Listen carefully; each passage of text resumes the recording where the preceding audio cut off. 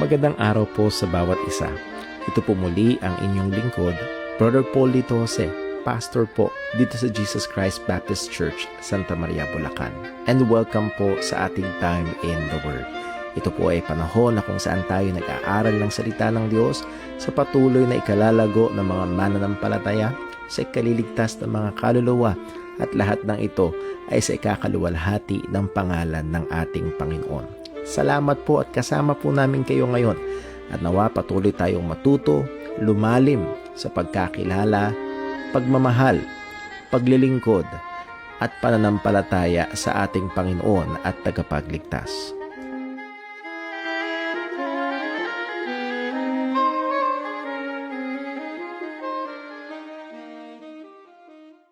Ngayon po ang pangalan ng ating Panginoon. Welcome pong muli sa ating Time in the Word at tayo nagpapasalamat sa Diyos sa kanyang patuloy na habag, biyaya, mahabang pasensya sa atin at patuloy na pag-iingat. Purihin ang Diyos at nawa ho ay nasumpungan ho kayo ng programa ho ito na nasa maayos at mabuting kalagayan. At salamat sa Panginoon, particularly dito ho sa ating lugar ng Santa Maria, Bulacan.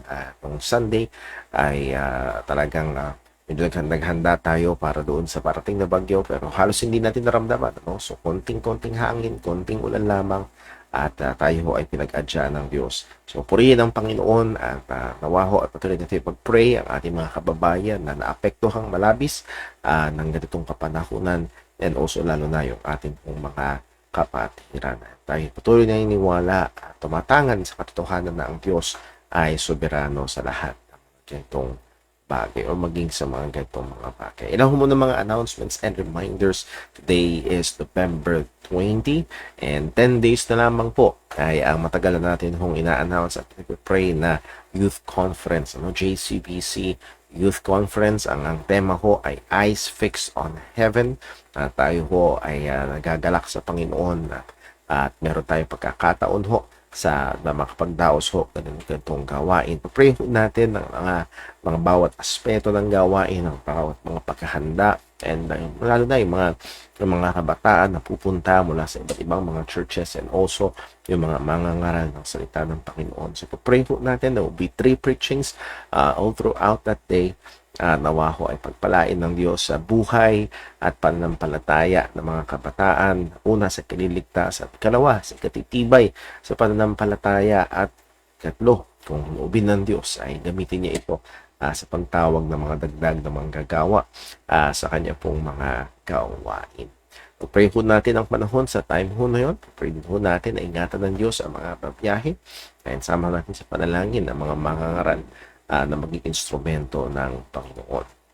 Well, bago ho yun, pag-pray ho natin yung iba pa nating mga gawain or bukod doon, hindi bago yun, bukod doon, at December 15, meron ho tayong Christmas service sa Jesus Christ Baptist Church. If you're around Santa Maria at the time, kayo very much invited.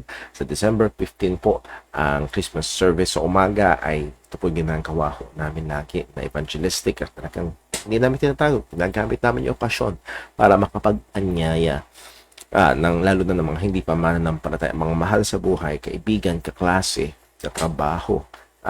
So nawa, pag-pray ho natin na gamitin ng Diyos ito sa ikaliligtas pa ng mga wala kay Kristo. At yun din yung fellowship sa hapon.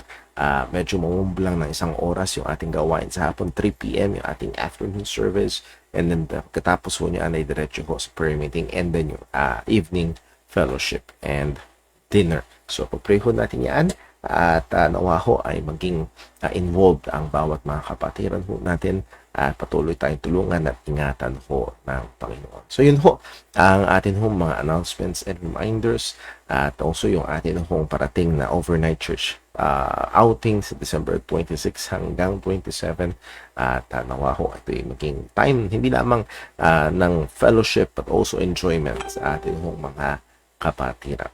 So bago tayo magpatuloy, tayo ho muna ay manalangin.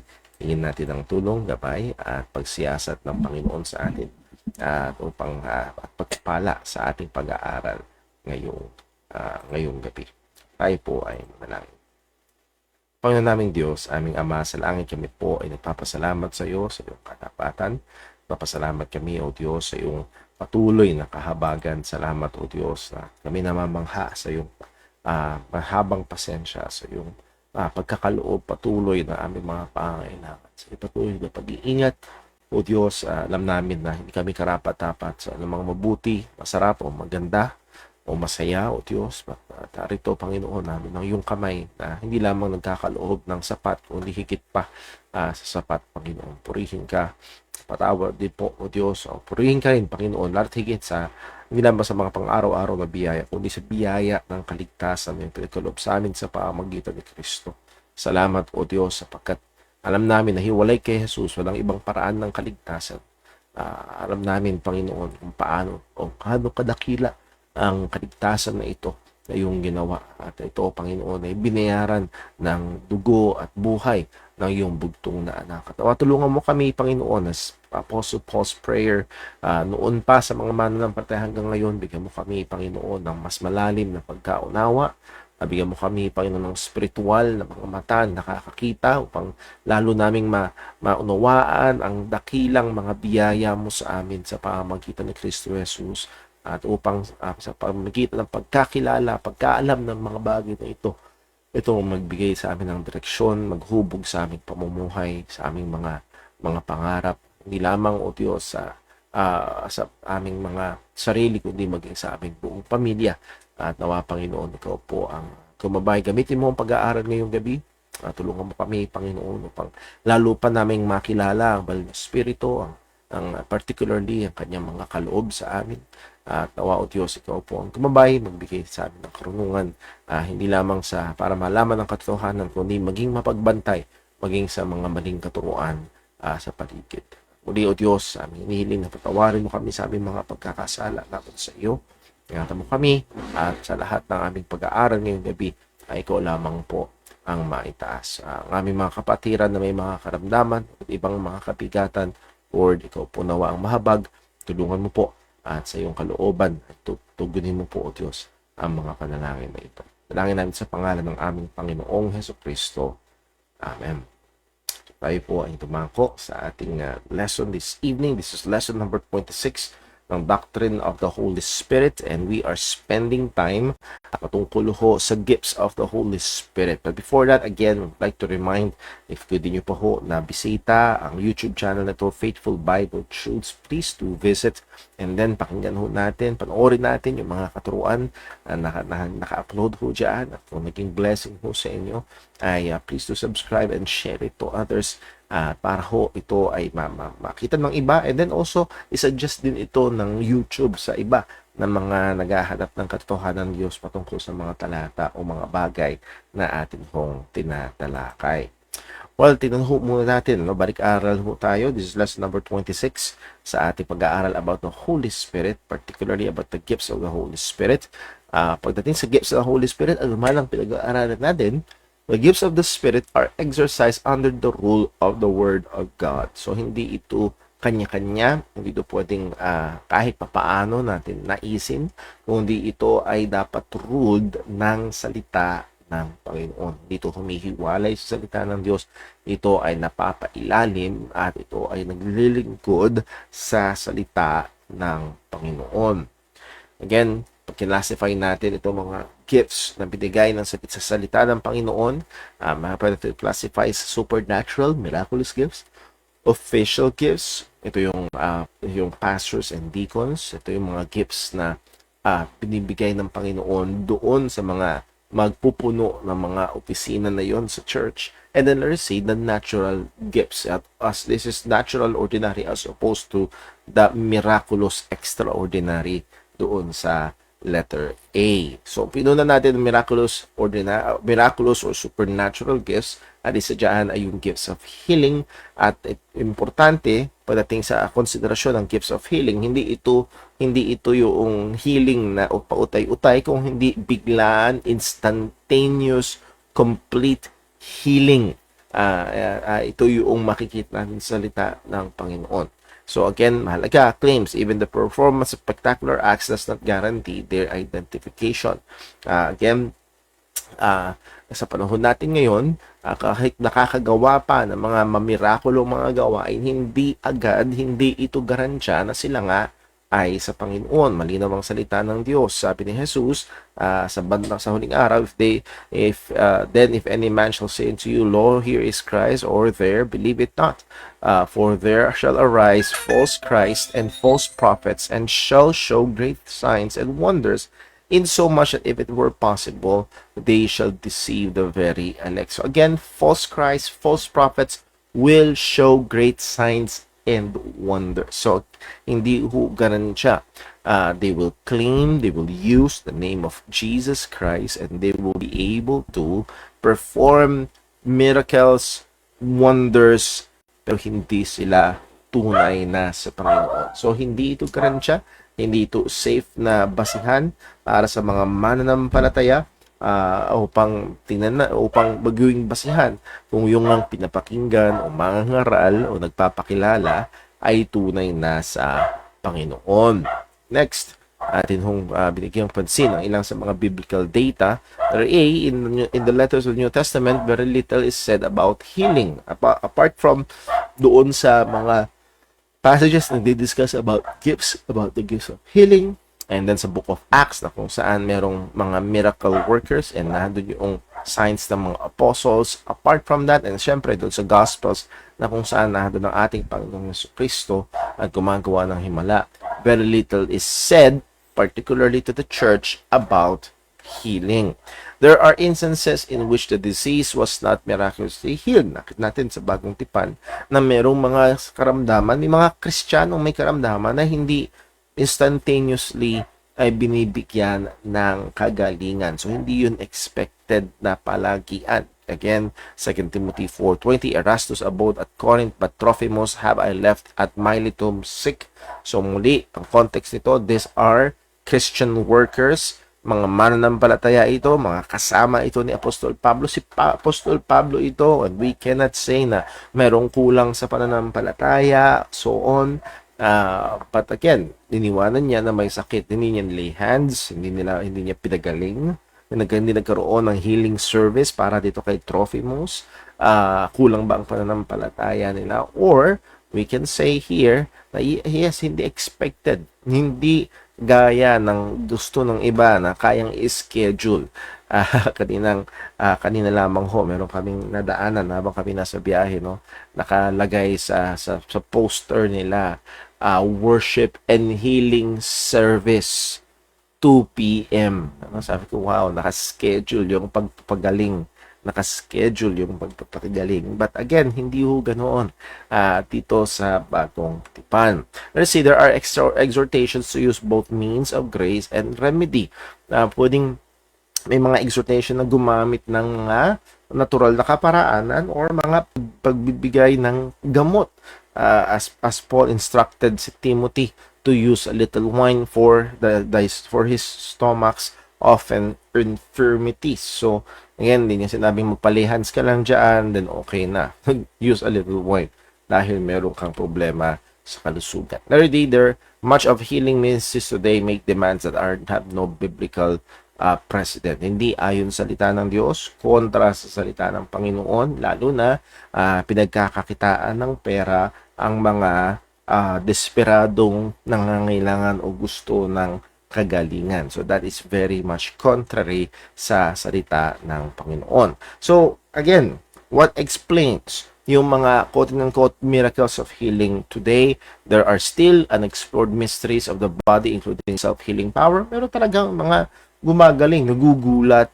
As I've said, meron akong kilalang grupo ng tunay na mananampalataya na nakaschedule yung katatay nila na ooperahan, and the few hours before the operation ay sinitiskan ulit or an MRI, then lo and behold, yung block ay wala na.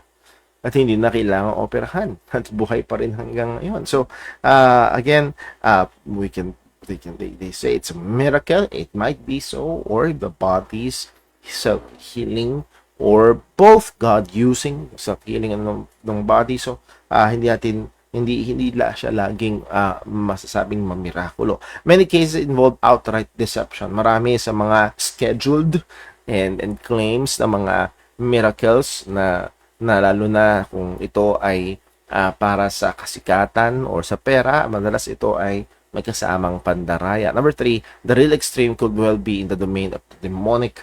Meron talaga maaaring involved na kapangyarihan as we have seen sa Matthew 24. Pwede sila makapagpakita ng signs and wonders, and hindi yun galing sa Panginoon. And then number 4, a deceptive miracle can be God's test of the hearts of those who truly fear God, as we've seen from the book of Deuteronomy, na maaaring sa providensya ng Diyos ay pahintulutan ng Panginoon na makagawa ng kamanghamanghang bagay, pero ito ay paraan ng pagsubok ng Diyos kung tayo ay susunod ba dun sa kamangha-mangha o susunod sa kanyang salita. So again, makikita natin is miracles are not over the truths of the scripture, but rather the truths of scripture should judge those miracle workers or works. So muli, it's always the scripture above. Now, again, sinumulan natin ito last time sa ating pag-aaral, working of miracles. Hindi lamang healing, kung hindi meron din may gifts of miracle working. 1 Corinthians 12:10 to another, the working of miracles. So, ito ay nakabukod doon sa healing. Merong gifts of healing, and then meron ding gifts ng working of miracles. And isa sa mga apostolic claim, Apostle Paul considered this as an apostolic sign. Nagbubukod tangi ito sa mga apostol. As 2 Corinthians 12:12 says, truly the signs of an apostle were wrought among you in all patience, signs and wonders and mighty deeds. So, hindi ito something na lahat ng Kristiyano nakakagawa, lahat ng religious leaders nakakagawa, lahat na nagke-claim na nakakagawa. No, these are particular signs of an apostle. At muli, kung ito ay nagagawa ng lahat, mawawala yung sense ng pagiging nitong tanda o pagiging sign nito. So, muli, ito ay nagpapakita na ito ay nakakabubukod tangi. Consider if miracles are to be normal, daily, and expected events among all believers, they will lose their purpose as a sign of an apostle. At muli, mayroong mga nagkiklaim na sila ay hanggang ngayon ay apostol and nagagawa nitong miracle workers. Sila ay miracle workers because they are modern day apostles as they claim. But we will see. At meron tayong ilang bibigyan pansin ngayong gabi. Besides healing, one of the powers or dunamis or miraculous acts of the apostles were casting out demons. Isa ito sa mga madalas na makikita natin in the Gospels and in the book of Acts. Pero mapapansin ho natin, isa ito sa mga panahon na talagang matindi ang kilos at ang manifestasyon ng mga gawa ng kaaway. Before that, in the Old Testament, hindi absent pero napakakaunti.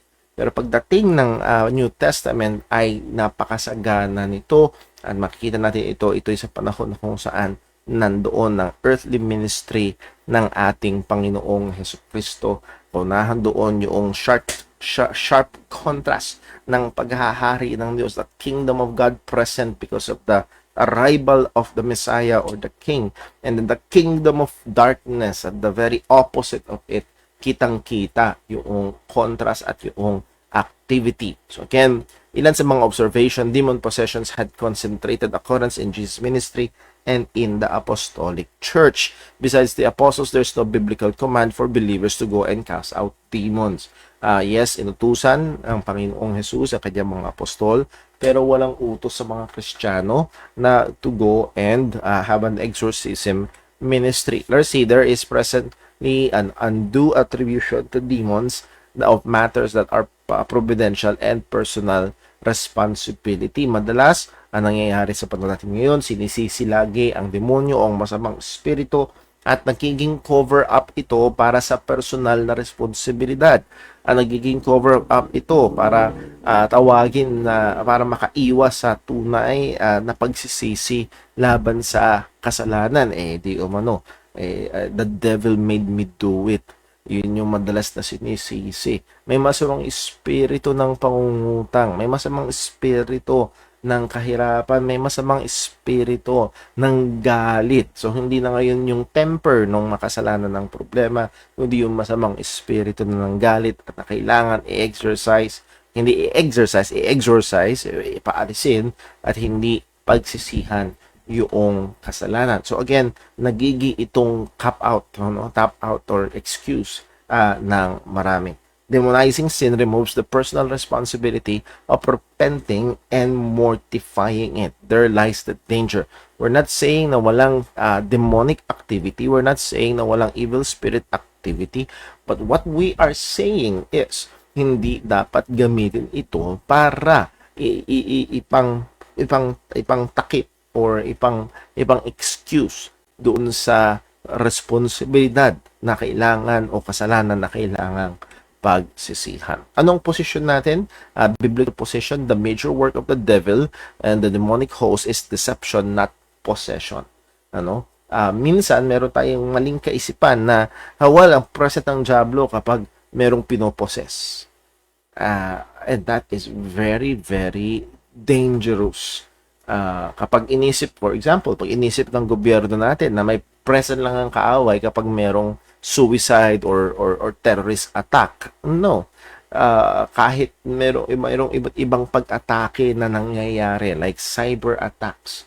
Nangyayari yan madalas patago, palihim, at hindi nahahalata. So muli, mas epektibo, at sa Bible, mas makikita natin ito na ang pangunahing gawain ng kaaway ay hindi pang-possess, kung hindi pang-deceive, yung pandaraya. 2 Corinthians 11:13, for such are false prophets, deceitful workers, transforming themselves into apostles of Christ, and no marvel, for Satan himself is transformed into an angel of light. So Satan is more effective when he is most hidden, not openly possessing people. So muli, mas epektibo si Satanas, at ito yung actually yung mas nakakatakot na merong touch ng religiosity. They look like they are false apostles, deceitful workers, but transforming themselves to be apostles of Christ. They look like, they sound like, they smell like apostles of Christ, but they are truly of the devil. At doon mas destructive. Kaya mag-ingat tayo. Hindi basta may sense or may appearance of religiosity ay sa Panginoon na nga. Hindi takot ang diablo sa mga simbolo ng cross. Hindi takot ang diablo sa Bible. Ginagamit niya yan. But he is using it wrongly, as evident sa Matthew chapter 4. Nung tinukso ni Satanas ang ating Panginoon. He knows the Bible. He quotes verses.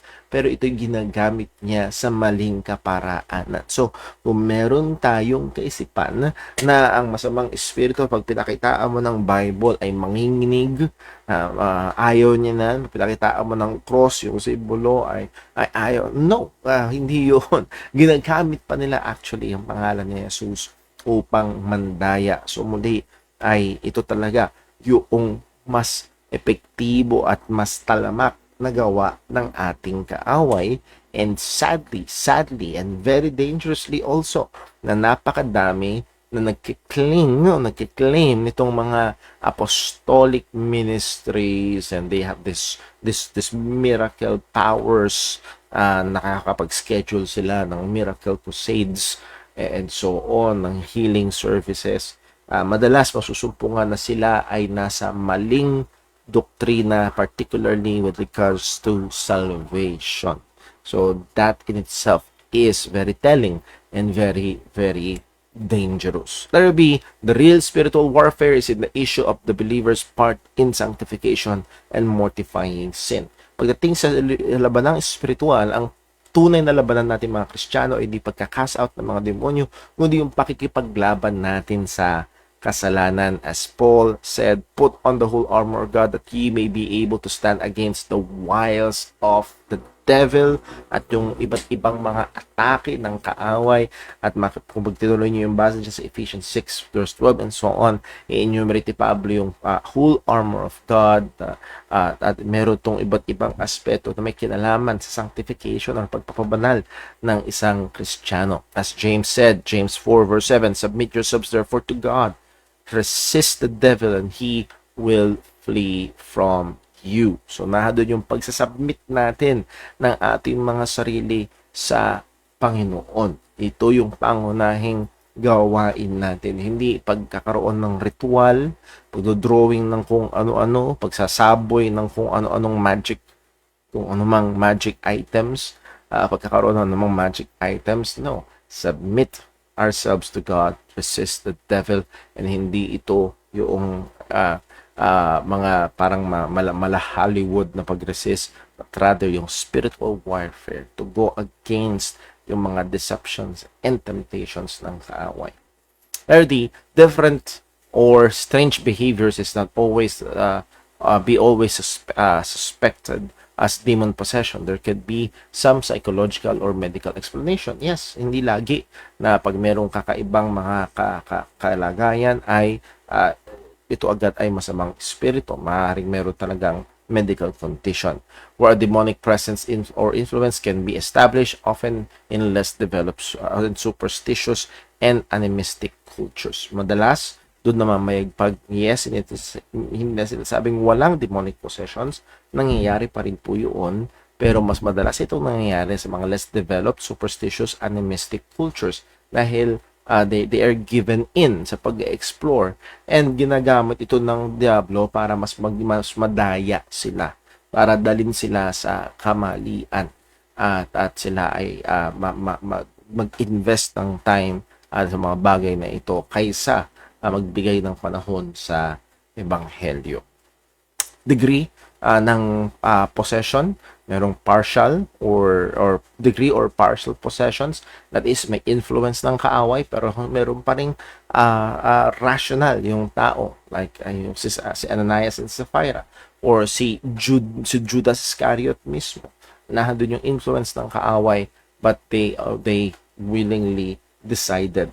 So meron nandun yung degree ng kilos ng kaaway. Pero din namang mga total possession, kagaya ng maniac of the Gadarenes. Nakita natin sa Matthew, mas maganda yung record doon sa Mark na kung saan wala siya sa tino. At nung pinalayas na ni Jesus itong legions of demons na nandoon sa taong na yun, ang description sa kanya sa Mark 5 verse 15, and they come to Jesus and see him that was possessed with the devil and had the legion. Again, napakadaming masamang spirito nasa kanya. At anong description ngayon as contrast? Sitting and clothed in his right mind, and they were afraid. So, ang punto niyan, before that, hindi siya magapos, siya ay nagwawala, siya ay hubad, siya ay nahandun sa mga libingan, umaalulong at sinusugatan ng kanyang sarili, wala siya sa tamang kaisipan. That is the point. At yun ay madalas nangyayari sa total possession ng evil spirit. Let's just read itong sinabi ni Millard Erickson sa kanyang book na Christian Theology. There is no reason to believe that demon possessions are restricted to the past. There are cases, especially but not exclusively, in less developed cultures. The Christian should be alert to the possibility of demon possession occurring today. So, pwede pa rin mangyari. Hindi ni-deny. Nangyayari pa rin ito. At the same time, one should not too quickly attribute aberrant physical and psychological siguro ito phenomena to demon possession. Maging maingat, maging maraha na may konti lang nakakaiba, demon possession na agad. Even as Jesus and the biblical writers distinguish cases of possession from other ailments, so should we test the spirits. In recent years, there has been a flare-up of interest in the phenomenon of demon possession. As a consequence, some Christians may come to regard this as the primary manifestation of the forces of evil. And there lies the danger. Kapag inisip natin, ang primary manifestation na ng kaaway ay itong mga demonic possessions rather than deception, magiging paano bang magandang halimbawa? Parang ito nagiging diversionary tactic ng kaaway. Muli, ang kapangunahing gawain ng Diablo, mula pa nung pasimula, siya ay mandaraya, siya ay sinungaling.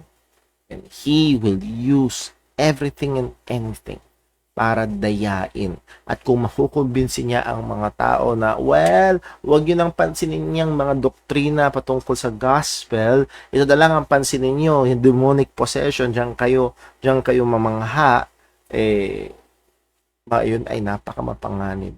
Yun ay napakamapanganib. Ganong karaming mga tao, because they have quote-unquote experience or have witnessed someone had an experience ng ganung kalagayan, ay they will disregard biblical truths. I-disregard nila ang witness ng gospel, and then talaga ako naranasan ko yun, takot ang bihira, talagang in Jesus name lang kami, in Jesus name lang kami. They do not now pay attention to the gospel because they have the one-time experience na ginamit nila ang Jesus name, and then lumaya sa masamang spirito, and that's it for them, and they disregard the gospel, and that is great deception. Great deception.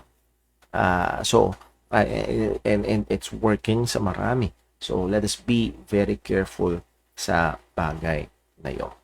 In actuality, Satan, the great deceiver, may be encouraging interest in demon possession in hopes that Christians will become careless about other more subtle forms of influence by the powers of evil. So again, maaari itong nagiging diversionary tactic ng kaaway, lalo na sa mga less developed na mga cultures. So let us be careful sa ganitong mga bagay. 2 Corinthians 10 verse 4, for the weapons of our warfare are not carnal but mighty through God to the pulling down of strongholds, casting down imaginations and every high thing that exalted itself against the knowledge of God, and bringing into captivity every thought to the obedience of Christ. Again, pag nung sinabi ni Apostle Pablo, itong warfare, itong spiritual warfare, ay ang una niyang diniscuss, ano ba yung mga weapons of our warfare. Itong weapons of our warfare is mighty to God, to the pulling down of strongholds. Anong strongholds na to?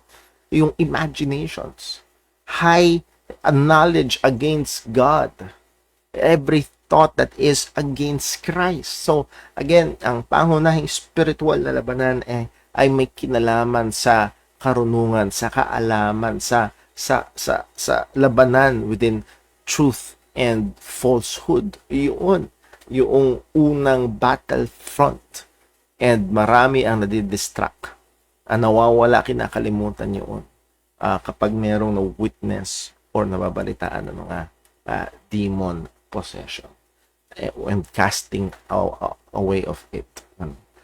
So let us be careful and be watchful sa bagay na yun. 2 Corinthians 4:4, in whom the God of this world had blinded the minds of them which believe not.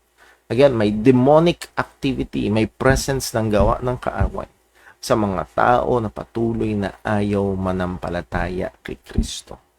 Hindi kinakailangan muling magbago ang boses nila, lumutang sila sa lupa. No.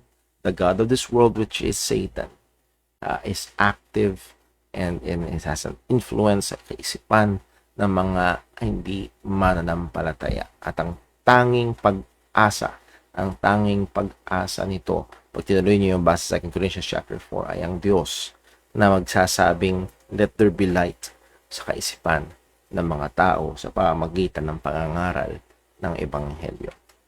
Ephesians 4:26, be angry and sin not, and let not the sun go down upon your wrath, neither give place to the devil.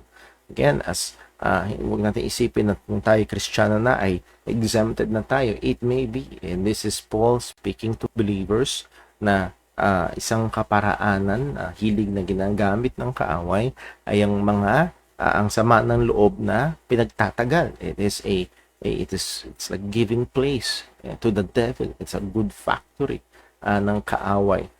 So nawa ay maging mapagbantay tayo. Muli, itong pag-inisip natin na ang gawa lang ng kaaway ay kailangan nagningisay at kung ano-anong mga spectacular na mga manifestations diyan, no, if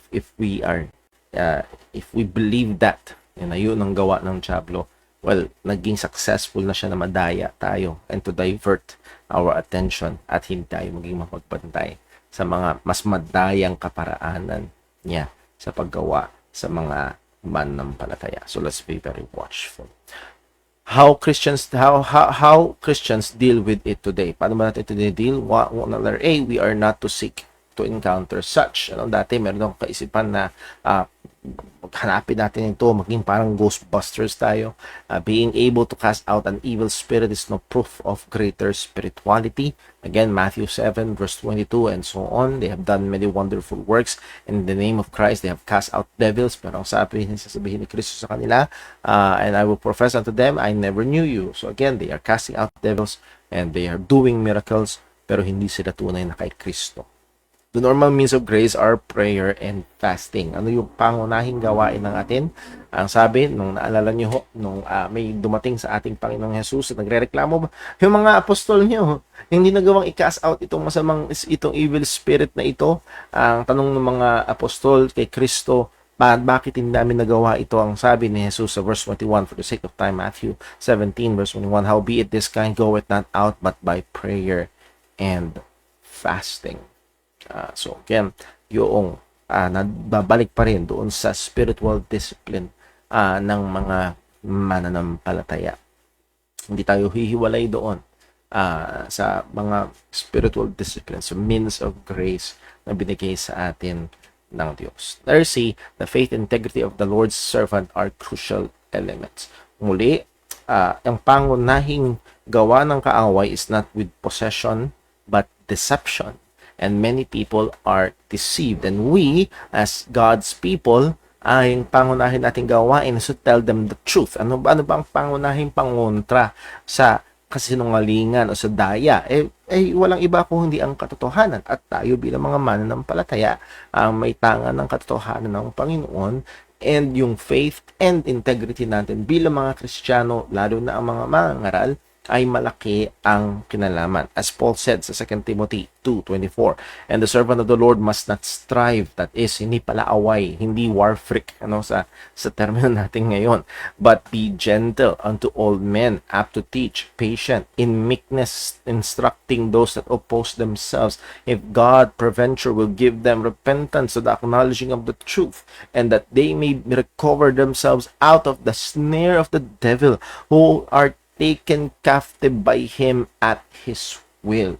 So again, yes, yung truth na dala-dala natin, pero dito makikita natin yung instruction ni Apostol Pablo, gentle, apt to teach, patient, meekness, nahandoon yung faith, and not just faith, but also yung character ng Kristiyano, lalo na ng mangaral ng salita ng Panginoon, ay maaari at ginagamit ng Panginoon upang malabanan ang gawa ng kaaway sa kanila na mga nasa ilalim ng kanyang daya.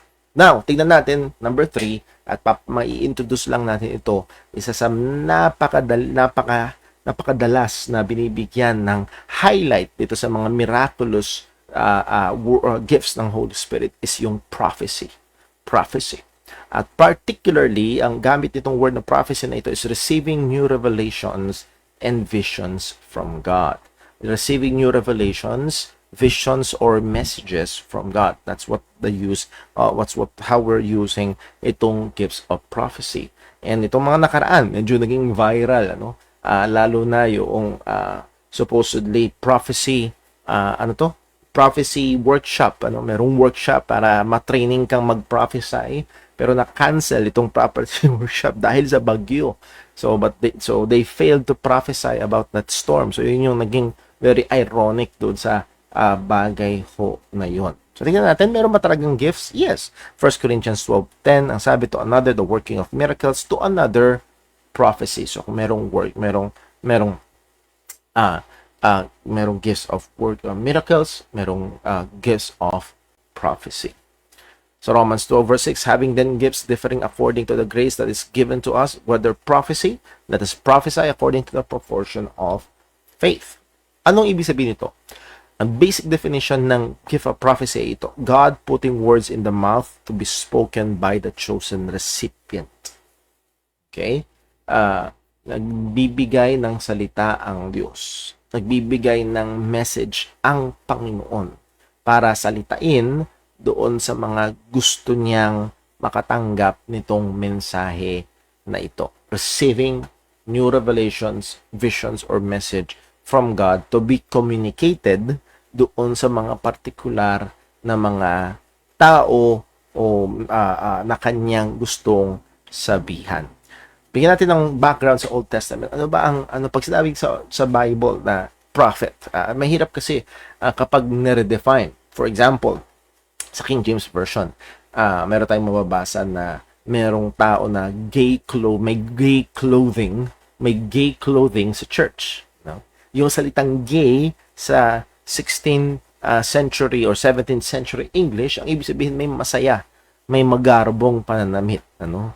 Pero sa panahon natin ngayon, yung word na gay ay iba na ang ibig sabihin. Now, that's why it's true. Pag-isapan natin pagpa-prophesy. Ano ba ang gamit ng salitang prophecy sa salita ng Diyos at madalas na paraan na ginagamit sa panahon natin ngayon? Madalas yung pagpa-prophesy ay walang iniwan na yan sa panghuhula. Ano? Pagsasabi ko anong mangyayari sa hinaharap. Pero ano ba ang makikita natin sa salita ng Panginoon? Sa Old Testament, a prophet's reception of revelation from God who proceeds to declare that revelation. Yun ang prophet. Ang prophet ay isang tao na tumatanggap ng revelasyon mula sa Diyos at ang trabaho ng prophet ay i-declare yung revelasyon pinakita o sinabi ng Panginoon. Note, it is not primarily about future predictions. To many, para sa marami, it is Christianized fortune telling. Ito yung gamit sa panahon natin ngayon. Sadly, ang word na pagpa-prophesy sa panahon natin ngayon is just Christianized fortune telling. Masasabi ko kung ano yung hinaharap, ano yung mangyayari, mapaprophesy yung mangyayari, parang mauhulaan, masasabi niya. Parang mapapredict yung future. But that is not the case sa Bible. Sa Bible ay ito, may sinabi ang Diyos at gagamitin ng Diyos ang prophet para yung kanyang mensahe ay makarating sa mga tao. Ano man yun, ito man ay revelasyon kung sino ang Diyos, ito man ay revelasyon sa maaaring gagawin ng Diyos pag hindi sila nagsisi sa kanilang mga kasalanan, o ito man ay revelasyon maaaring sa gagawin ng Diyos kapag sila ay nagsisi sa kanilang kasalanan. So again, anuman ito, may it be past, present, or future, yung reveal ng Diyos doon sa prophet, sasabihin yun ng prophet. So, muli, yung kaisipan na ang pagpaprophesy ay regarding future things lamang, pagpo-foretell ng mangyayari sa hinaharap, that is not the real essence ng gift of prophecy. Old Testament example, Exodus chapter 4 verse 15, and thou shalt speak unto him, and put words in his mouth, and I will be with thy mouth, and with his mouth, and will teach you what ye shall do, and he shall be thy spokesman unto the people, and he shall be to thee instead of a mouth, and thou shalt be to him instead of God. So again, this is ang Panginoon ay nagsasabi kay Moses sa kanyang gagawin, at inuutusan ng Diyos si Moses na pumalik sa Egypt para ilabas yung kanyang piniling bayan, pero nagdadahilan si Moses na hindi daw siya maragaling magsalita, at ang sabi ng Panginoon, meron kang kapatid, si Aaron, siya yung magiging mouthpiece mo, and put words in his mouth, and I will be with thy mouth. At ang sabi niyan, sa Jeremiah 1 verse 5, before I formed thee in the belly, I knew thee, and before thou camest forth out of the womb, I sanctified thee and ordained thee a prophet unto the nation. So just Jeremiah ay prophet.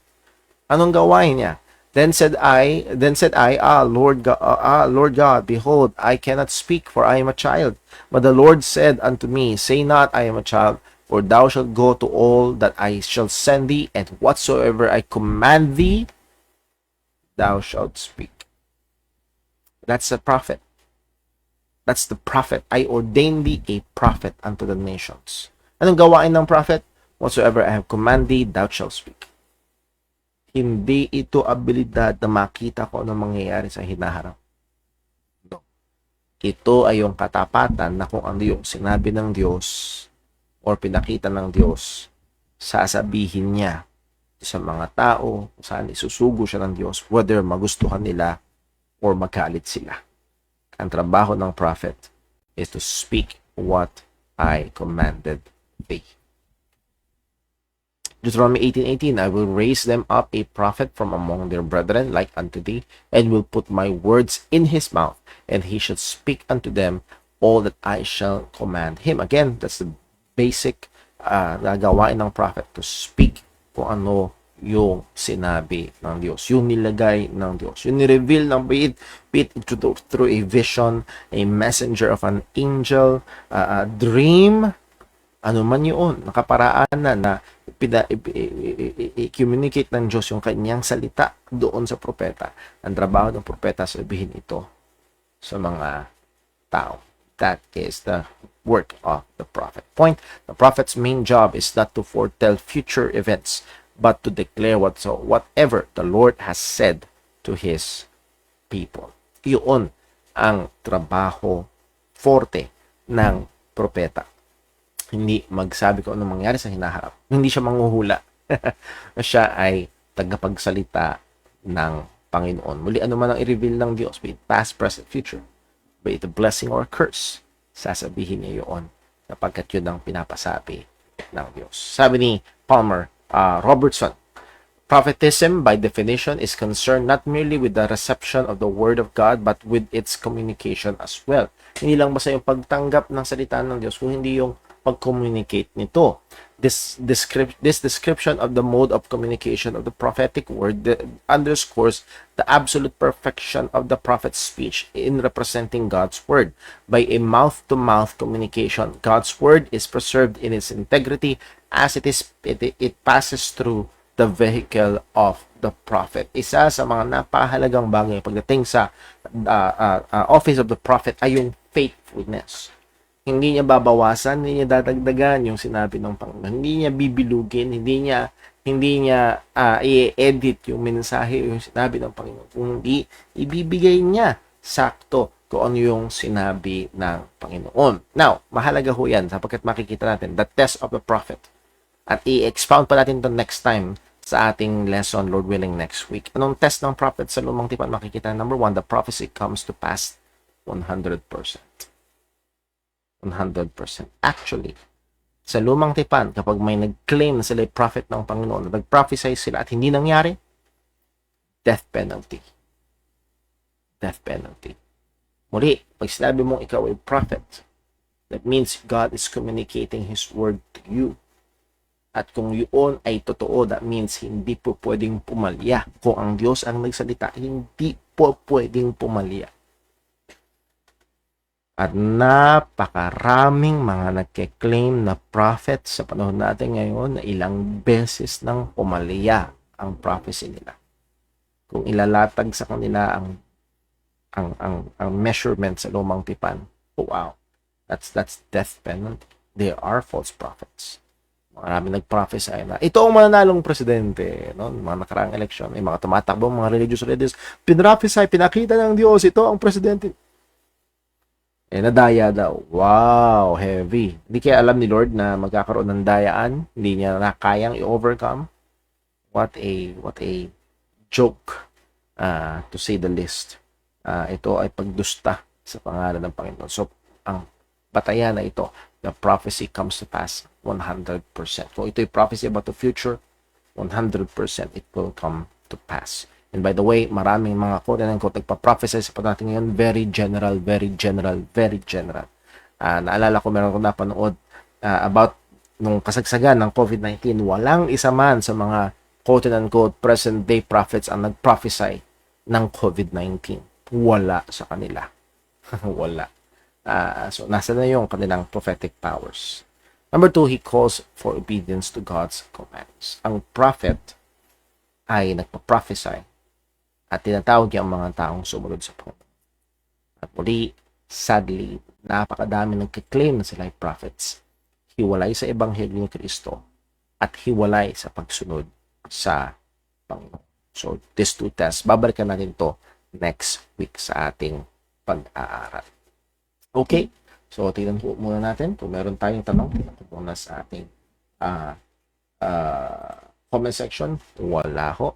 Dako tayo sa PM, kung meron ka na PM sa atin ng question.